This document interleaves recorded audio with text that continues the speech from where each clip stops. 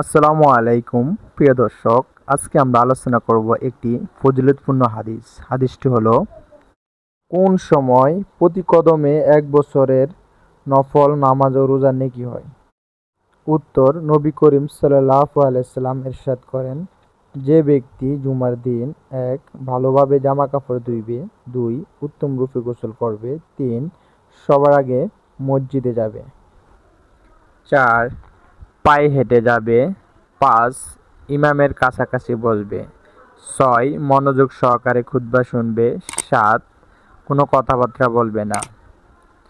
জুমার দিন এই 7টি বিষয়ের উপর আমলকারীদের আল্লাহ তাআলা প্রতি কদমের বিনিময়ে 1000 রাকাত নফল নামাজ ও 1 বছরের নফল রোজার সওয়াব দান করবেন।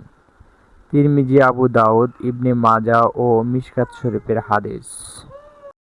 প্রিয় দর্শক, আপনারা এমন আরও ফজিলতপূর্ণ হাদিস পেতে আমাদের চ্যানেলটি লাইক, শেয়ার ও সাবস্ক্রাইব করুন।